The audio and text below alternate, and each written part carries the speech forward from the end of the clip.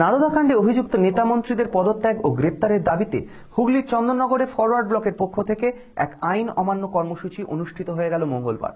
উপস্থিত ছিলেন হুগলি জেলা ফরওয়ার্ড ব্লকের চেয়ারম্যান সহ জেলার নেতা কর্মী সমর্থকেরা। মিছিলের সময় পুলিশের সঙ্গে মিছিলকারীদের ধস্তাধস্তিও হয় এদিন।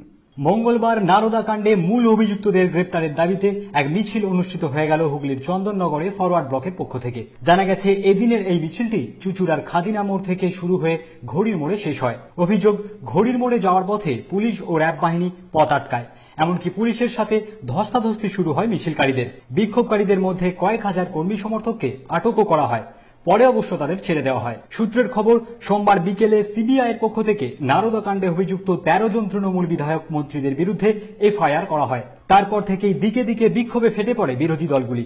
ফরওয়ার্ড ব্লকের পক্ষ থেকে ওই দিনই আইন অমান্য কর্মসূচির পাশাপাশি তৃণমূল নেতা মন্ত্রীদের পদত্যাগ ও গ্রেপ্তারের দাবিতে মিছিল সংগঠিত হয়।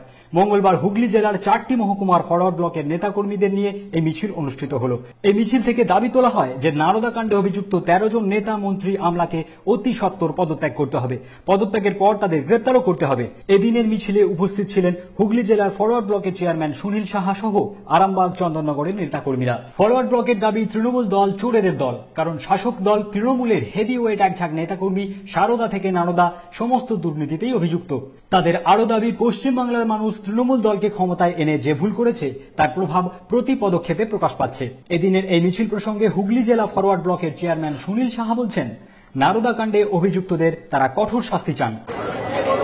আজকে আমাদের সারদা এবং নারদা কাণ্ডে যে সমস্ত অভিযুক্ত, সেই অভিযুক্তদের গ্রেপ্তার এবং যারা পদাধিকার তাদের পদত্যাগের দাবিতে আজকে আমরা পুলিশ ঘড়ির মোড়ে এখানে এসে আইন অমান্য করলাম।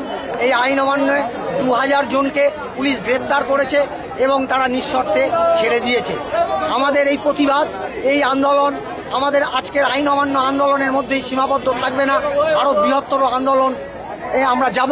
রাজনৈতিক পর্যবেক্ষকদের একাংশ আবার বলছেন, ভোট এলেই বিভিন্ন ইস্যু নিয়ে সরব হয় রাজ্য রাজনীতি।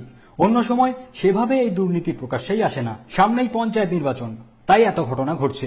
ওয়াকিবহল মহলের অবশ্য দাবি, 13 জন মন্ত্রী আমলা ছাড়াও আরো 15 জনের বিরুদ্ধে এফআইআর দায়ের করতে পারে সিবিআই। কিন্তু এখন দেখার, সিবিআই এর এই ঘেরা জালে আদৌ কি নেতা মন্ত্রীরা বন্দী হন। নিউজ আজ বাংলা, চন্দননগর।